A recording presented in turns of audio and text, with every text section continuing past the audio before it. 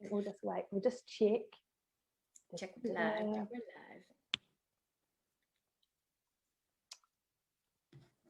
It's been so awesome because it's been really good in terms of it's not being buggy. Yeah.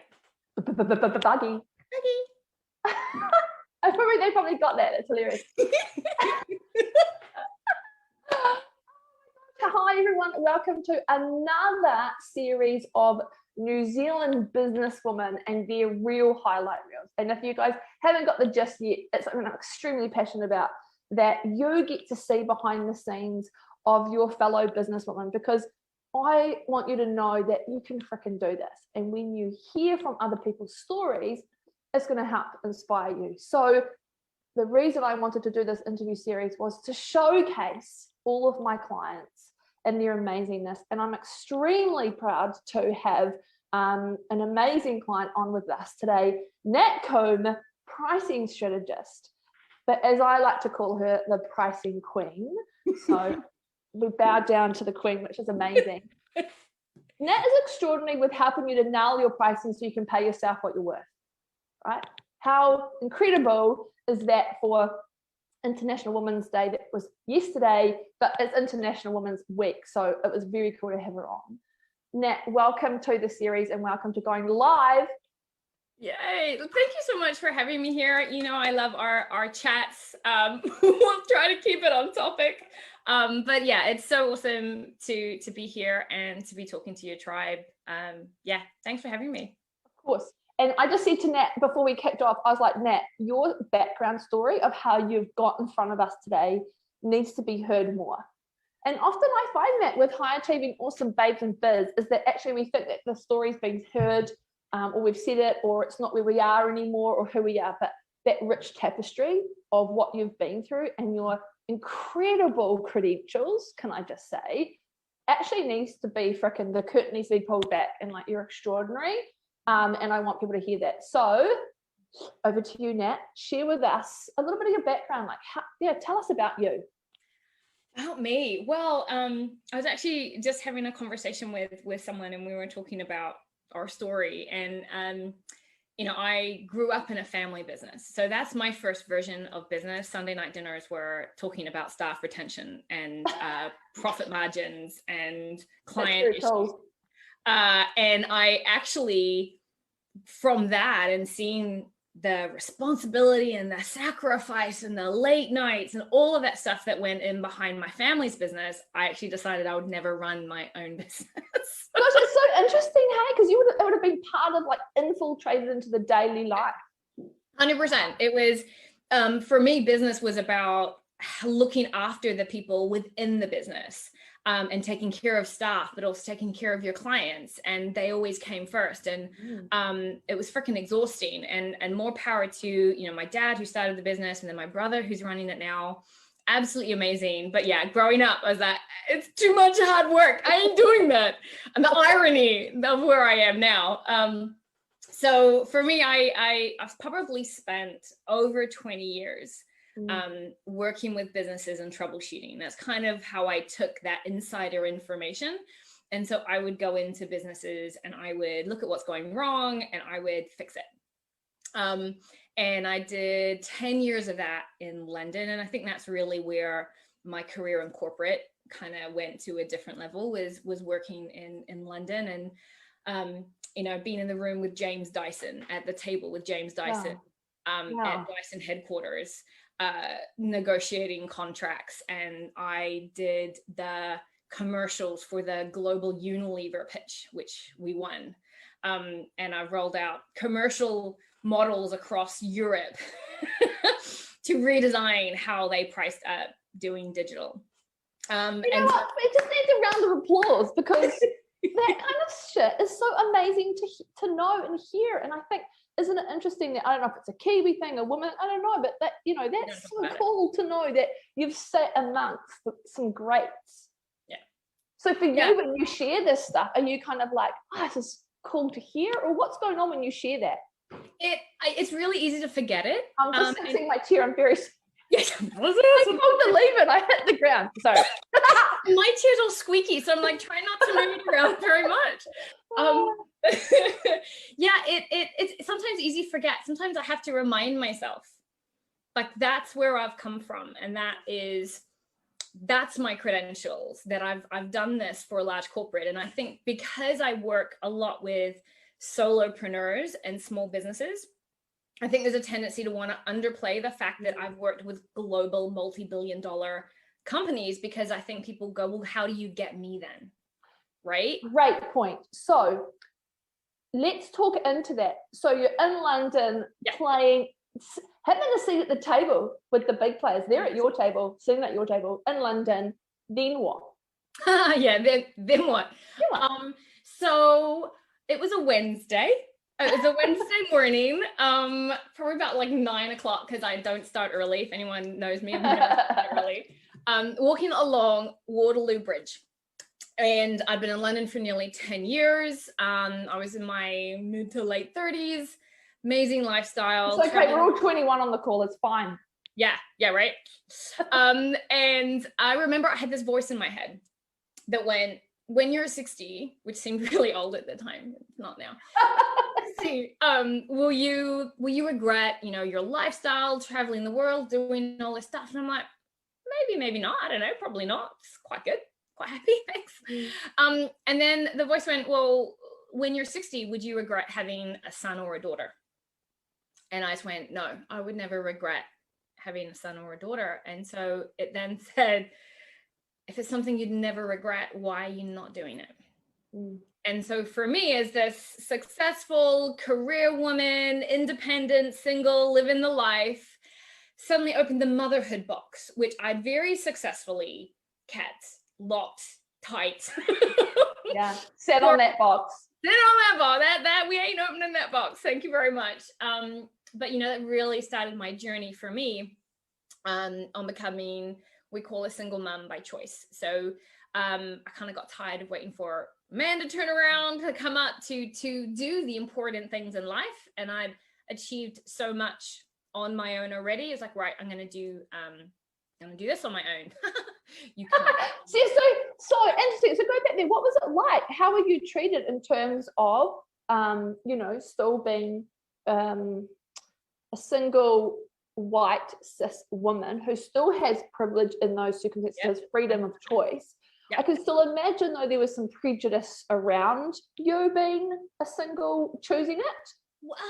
To be honest, most people have been really supportive, and I think I am grateful for the fact that I'm of the generation where it's now much more acceptable. And I think so brave. In London, I'm going to have a baby. I'm going to do this on my own. How different is that from running multi-million-dollar? Quite different. Other negotiators. Yeah. And I think for me it was a case of, I'd felt like my life had plateaued. Like I could keep going further and further, and I'd had offers to be COOs and all of that stuff. And so I could have kept down that track, but I felt like my life was missing something. Yeah. And I'm very much of a, if you want something to happen, just go and fucking make it happen. Don't wait. And so this was one of those kind of pivotal moments of what's the next step for me in life. And for me, it was having my own family. And so, go and, I think I literally Googled fertility clinics while I was there. I booked an appointment because you have to do something. So that was then in the diary, and, and that just really started that journey. I think I'm grateful for having that opportunity to do it in London. It's so much harder here in New Zealand, just for a whole lot of reasons.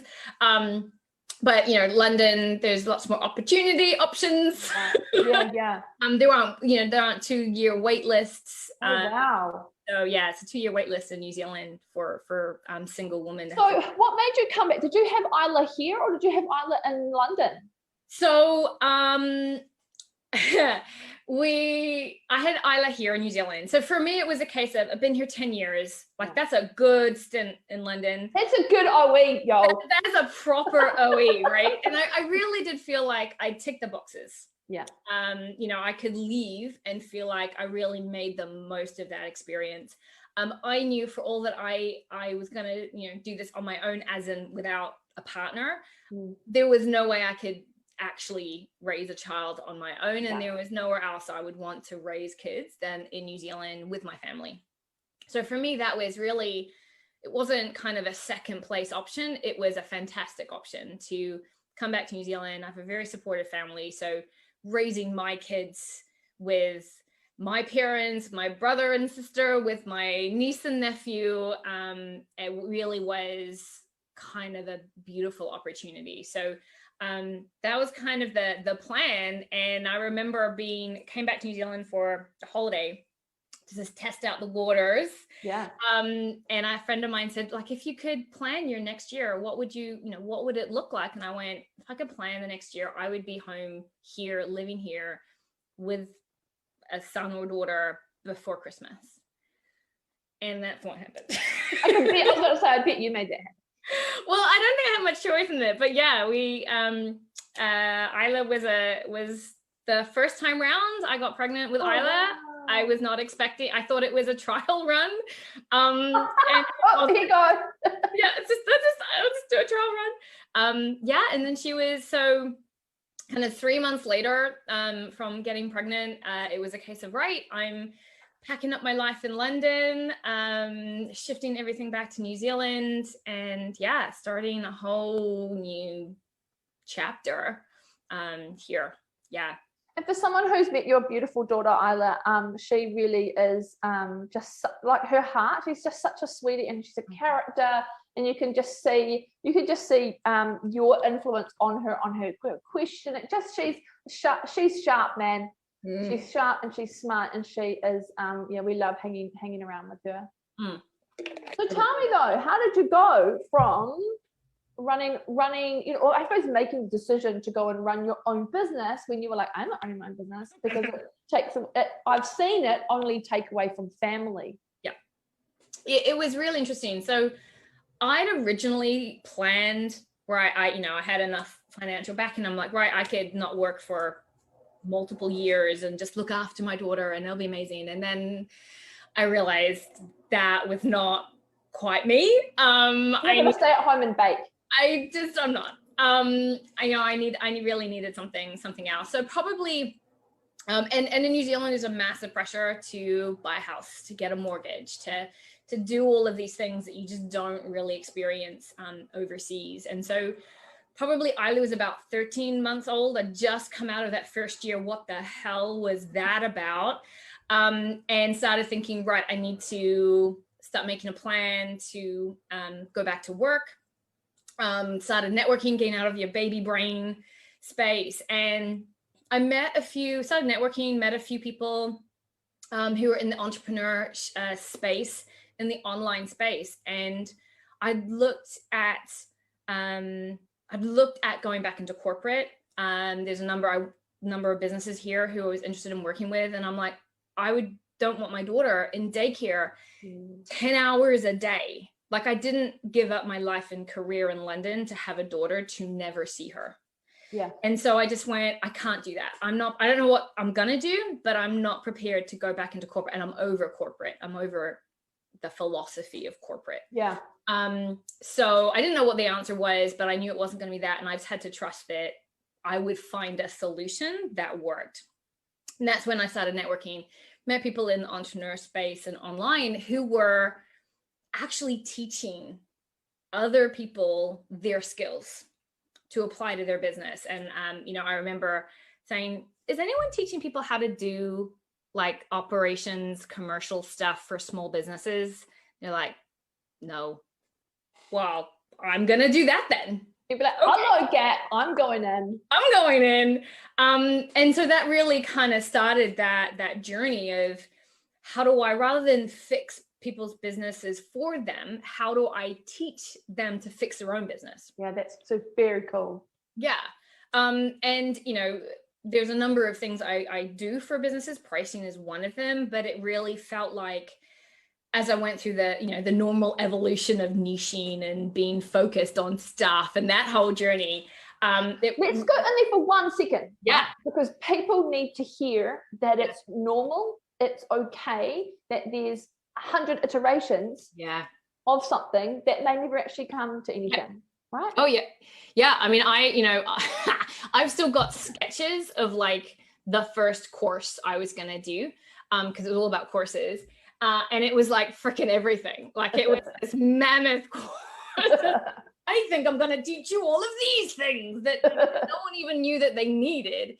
And that was the first version. Initially, I was going to particularly focus on agencies, creative design agencies, because I've had 10 years working with some of the top ones in London, so I really understand that industry in particular. And then I just started talking with different people in business. And I remember it was writing my first client avatar. And you had to, write like a day in the life of your client. And I'm like, well, hang on a minute. Are they a man or a woman? Yeah. Right? Because the day in the life of a man in business is very different to a day in the life of a woman in business. Yes. So I'm going to write about the woman in business. And that's when I really found that women have different challenges in business, and we talk about things differently, and we are emotive. We talk about feelings, and we talk about kids and the challenges and the struggles. And I'd found, coming from corporate, that all of that gets washed out in messaging. Yeah, wow. You're supposed to be generic, right? And talk broadly, which means talk like a man, right? Don't talk about the things that are specifically to women, which means our voices aren't heard. Yeah. And I was like, no. I'm not interested in shutting that out, because I think we as women in business, whether it's in corporate or running our own businesses or stay-at-home moms, whatever it is, we need to speak our truth. We need to have our voices heard, and that's legitimate. That we can talk about the fact that, sorry, our kids are coming in, and because this is before 2020 when if it's all fine now. Right now it's totally normal, but back then, it really wasn't. So for me, that's when I started getting really passionate about women in business in particular. But I was still focusing on the advertising niche. But then I spoke with a woman who was a grief counselor. And then I spoke with a woman who was a sleep consultant. And I'm like, how do I not help you? Like the same thing helps you as helps a designer or branding expert or a copyright. How do I not help you have a better life because you don't fit in my niche? I can hear everyone just be like, oh, that is so good to hear, because I think some people can think that niching, if you can knock people out and go, well, I only work with women who want to, sell with confidence. Well, no, actually, you can help lots of other people do things in that realm. So I totally get what you mean. I think people are going to really appreciate what you've said there. Yeah. How did you know, though? When did you start to go, holy shit? You may not have said holy shit. I may have. I probably did. Why are people not paying themselves what they're worth? Why are women in particular? When were you like, what the hell? Yeah, it was, it's really interesting. Really from first conversations. Yeah. When it was just this common thread time and again that they were working stupid hours, like just all the hours, and this general sense of they don't yet deserve to have a salary, right? Or it will come at some point, but that's later down the line. And it's like, if you don't pay it now, there won't be a later line. Yes. And so really it became a really common thread. And I remember, I think I was talking with James Kemp, I think at the time. And he said, well, if you could help women fix one problem, what would it be? And it's like, I'd get them to frickin' pay themselves. Yeah. Right. And actually have a business that was profitable, because once you're getting money coming in and you're able to pay yourself and you'll have funds to invest in resources, then everything else has the ability to fall into place. You still got to make it happen, but you can afford to pay for business coaches. Yes. And you can afford to hire a VA to do the stuff that burns you out. And you're not having to work all the time with the financial pressure and stress of you're not making enough money? Should you go and get a real job? I'm not a success, I'm failing. All of the stuff that is tied up with, and the mindset that's tied up with not having a profitable business. If you can fix that issue, then you've got a platform to work on everything else. And that's what I love about your walk. I like how you walk too, but your work I love is for women to face their numbers. It's not, you don't do it through an accountant's eyes. You do it through, hey, you need to know your numbers so that you know that you can make this business work. Or hey, actually your business is working. You need to start paying yourself. And what you do is transformational. Like you literally transform people's lives and businesses and families, and it's so hugely needed. You touched on a point that was really interesting with James Kemp. We've both had quite a lot to do with him, and he also helped me with what's the one thing, and it's that one thing. If you can just be like, well, I help you self-confidence, and that's that power of that niche, and it's that power of being able to help many people doing one thing. And like you said, once you're helping them with those particular things, you can then help them with many other things. So just if you're listening today, really think about your one thing, or just that niche or niching piece is really important, because you can't do all the things for all the people as much as you potentially want to, but you'll burn out. And right? Yeah, absolutely. And you become generic. Yes. Generic. Diluted. Boring. Yeah. Diluted. Totally. Yeah. So I mean, for me, that was my version of niching was how I help people rather than who I help. So share with me, how many years have you been? I know this because I've coached you, but for the audience, how long have you been in business? Because I love your journey. Your journey's been explosive. And you're not the average Joe coming into business. You've hit it and you've come out exploding. So tell me how many years you've been in. This is the end of my second year of trading. Yeah. And I know that you're paying yourself some great stuff, but here's the thing is your work is, like we've said, amazing and transformational. For you, what has really helped you come out and be seen? What are some of those really fundamental things that you could share to others? That's a good one. So can we screenshot that? Can that be our thumbnail for this interview? It's just me and my brain going through it. I know, big fucking question there. What? So you've come at the end of your second year. Yeah, end of my second year. What has helped you? What are some of the things you're like, actually, this is why my business is working so well? Right. Okay. That one I get. So for me, it's like a couple of things. And I think what's been really important is defining how I wanted to work. Ooh. So first and foremost is, so obviously I know what I do. And I've got methods for helping people and delivering my services, but it was saying, how do I want to work and how much do I want to earn? Yeah. And then working backwards to earn that way, doing this. And then doing the work. And then doing the work, right? Which is freaking hard. But I think, that's something I've given myself permission on a regular basis, like sometimes it's every month, sometimes it's every couple of months, saying what is working for me. Yes. Do more of it. What is not working for me, change it. And that's been a consistent theme all throughout my business, which is, if there are those feelings where you're feeling overwhelmed, you're feeling stressed. For me, that affects my mental health, it affects my physical health. Not a lot of people know I have chronic migraine, so I have to get enough sleep at night. I can't work in the evenings. I'm a single mom of a young daughter, so I take Wednesdays off to be with her. I can't work in the weekends. Those things have really defined. Yeah, that's cool. Oh, I work, and I work 3 days a week for the most part. If I'm launching, it's a little different, but generally speaking, I design my business around working Mondays, Tuesdays, and Thursdays. Wednesdays is with my daughter. Fridays, as she's at daycare, I get to do what I want. And that is what's healthy for me. And so I've gone, that's what I need. This is a salary I need. What do I need to do and deliver and price and all of those things to make that goal a reality? Working this way, go and do those things. Guys, if you're listening, seriously, who would not want that? You make it, it's just such an obvious thing. How much do you want to earn and go backwards? And I think it's not enough.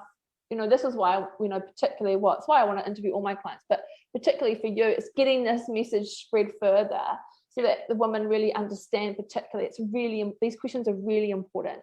Yeah. To figure out quickly. What is one, there might be more than one. And because you're in your business doing it, and you're running your own small business, which makes you understand other women in small business, but what is one highlight reel that you're like, oh my God, it is hands down freaking bogus. Here's the actual truth. Well, I mean, the one that I hear all the time is with women thinking that their salary is a reward. Oh. That eventually, if you work hard enough and you sacrifice enough, eventually one day you'll be successful enough to pay yourself. Where do you think that's come from? Traditional. Yes. It's traditional business. You hear people kind of talk about like a badge of honor, how many years it was before they were able to pay themselves.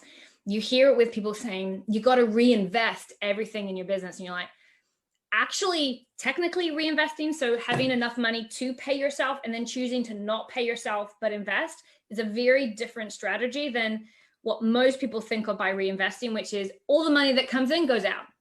That's not a reinvestment strategy. That is a commercial model that is broken. There's so many gems coming out of here. I mean, there's a lot of women just going, she just described me. It's okay if she has. It's okay. Yeah, it's really common. Like that's what I was raised in. Is your salary is a reward when you've worked hard enough for it. And I just call bullshit on that.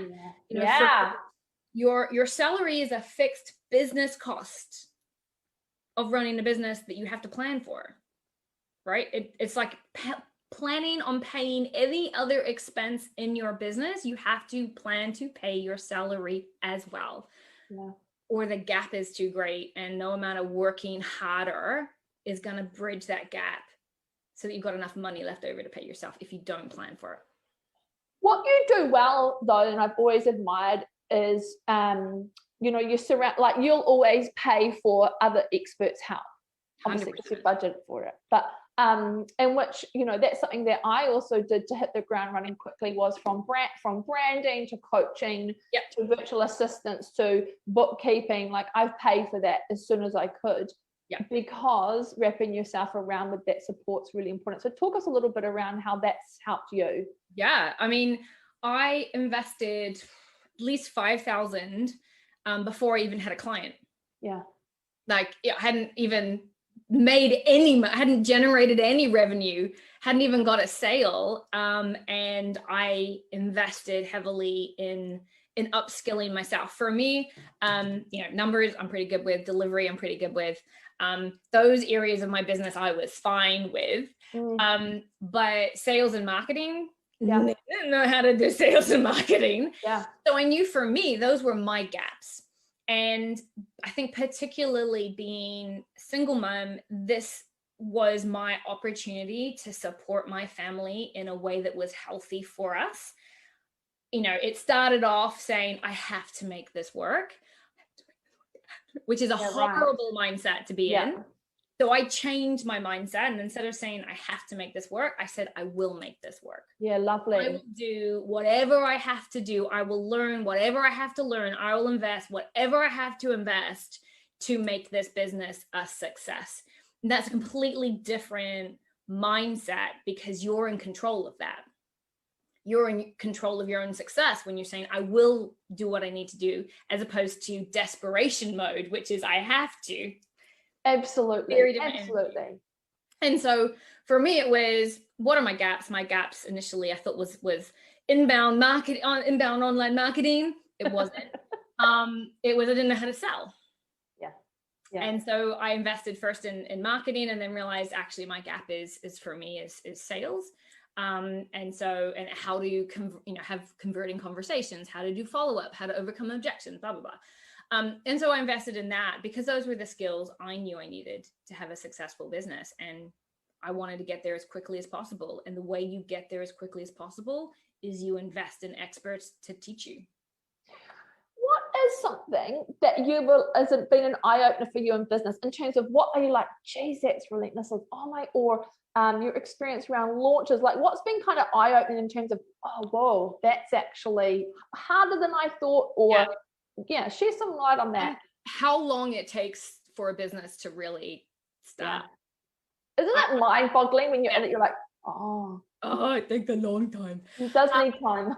yeah. And I remember, still remember, I think I hadn't launched, I didn't have a product to sell yet, but I was going to do my own business, and I was doing all the background work, and I was talking to a friend in London, and I was like, I'm going to make what I made in corporate like my first year. Oh yeah. I'm going to double it the next year, because otherwise what the hell's the point? Bless you. Bless your tops. But that was my mindset. Yeah. And then when I got into, how hard it is, because I built this from scratch, because I came back to New Zealand market. I didn't have any network here in New Zealand. So I had to build, I didn't have a page. I didn't have a following. I didn't have an email list. So I built everything from scratch. And that just takes time. I remember you and I did a pricing and sales workshop, and I still remember you asking around the room, how long have you been following?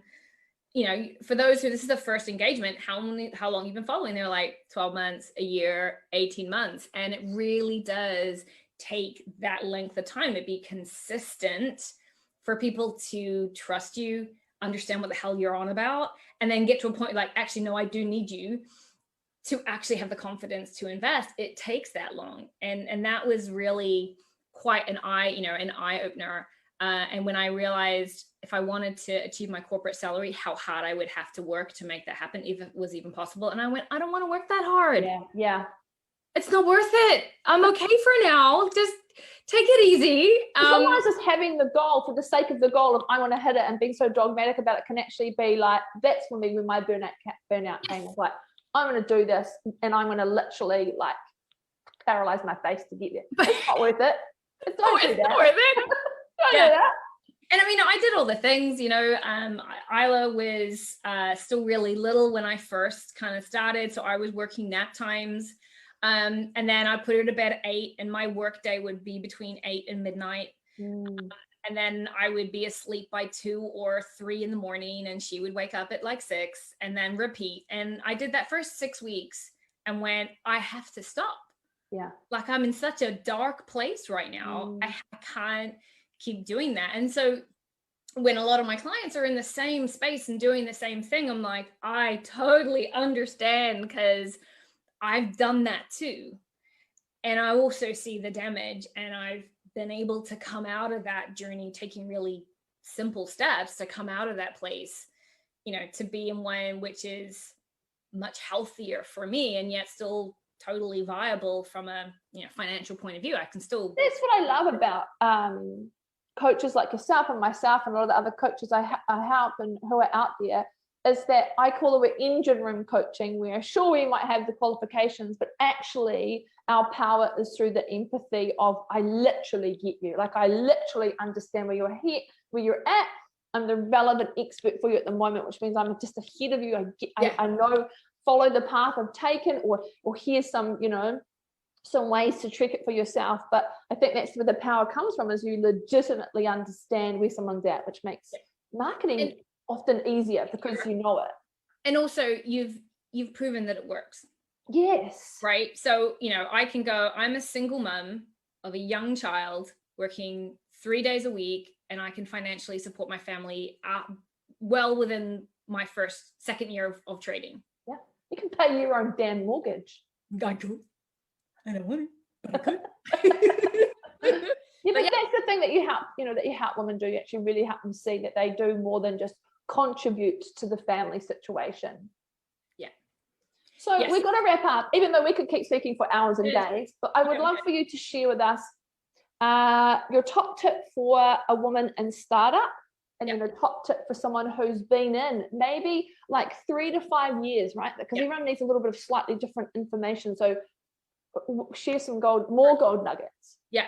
Okay. So for startups, so anyone who's either planning, just starting out, or in the first kind of 6 to 9 months, when it comes to pricing, my general advice is don't worry about it. Which people go, I bet you didn't think she was going to say that. Say what? You're a pricing expert saying don't worry about it. When you're first starting out in business, it's more important to get clients and delight the shit out of them, right? That is your job, is to do that.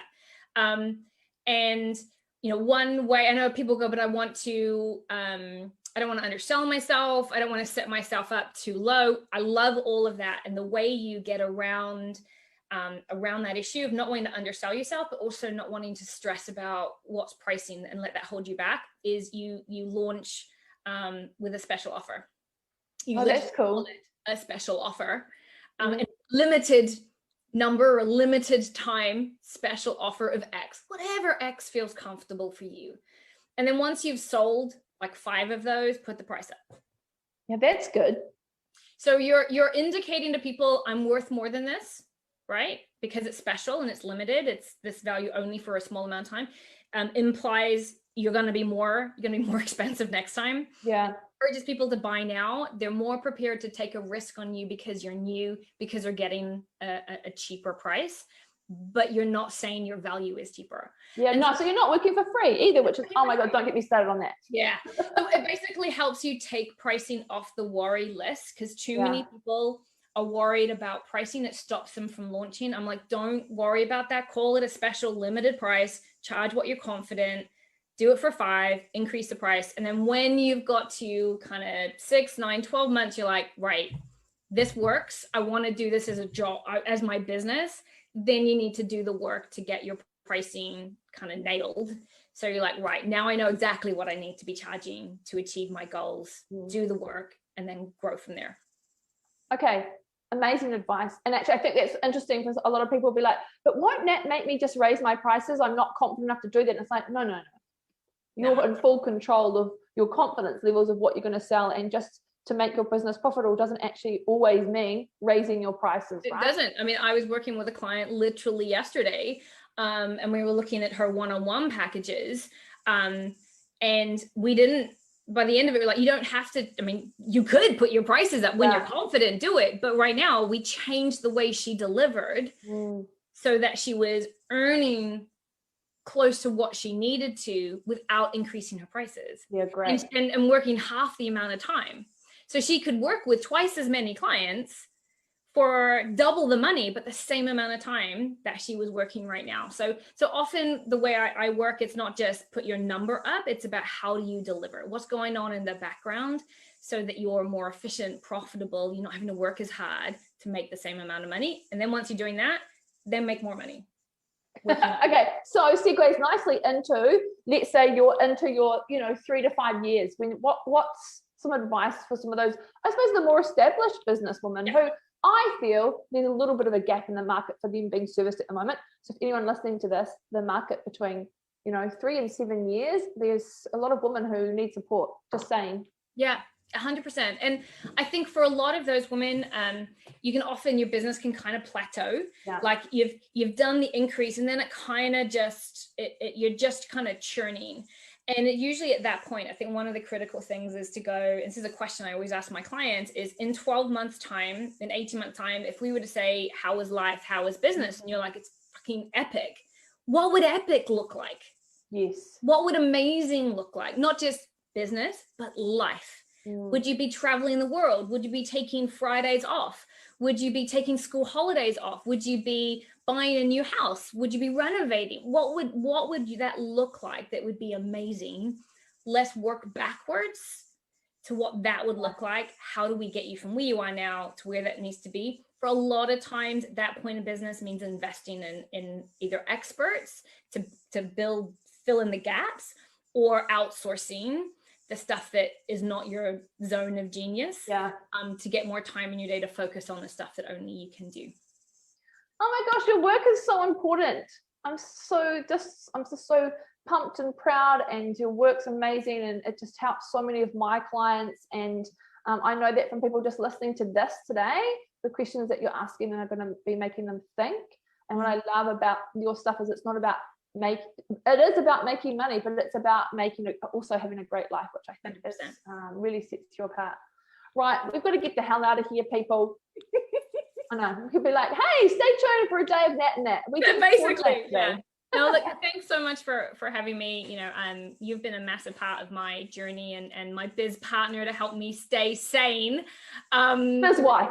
Yeah, that's basically, you know, which we all need, because we're stuck at home in our offices or kitchen tables, often by ourselves. And so having someone to bounce ideas off and to validate and to reassure, it doesn't matter how successful you are. Yeah, we all need that. And often we don't get that from partners or from family or from friends, because it's a different world running your own business. So, you know, having you fulfill that has been massive. So thank you. It's a huge honor, because all of my clients have this insane greatness and it's all I can see. And so when the blocks come up, I'm like, oh my gosh, you know, which, you know, sometimes I can get like frustrated, like, oh, fuck's sake.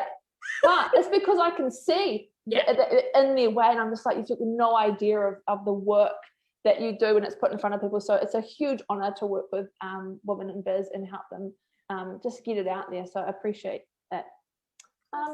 See you bloody later, everybody. Let us know what you think in the comments below. We'd love to know which part of this interview has impacted you the most. You know, what's come up for you for a lot of the nuggets that Nat shared. And get out there, enjoy the rest of your day. Yeah. Bye. Now I'm going to try and work out how to stop this thing. Stop the live stream. There you go.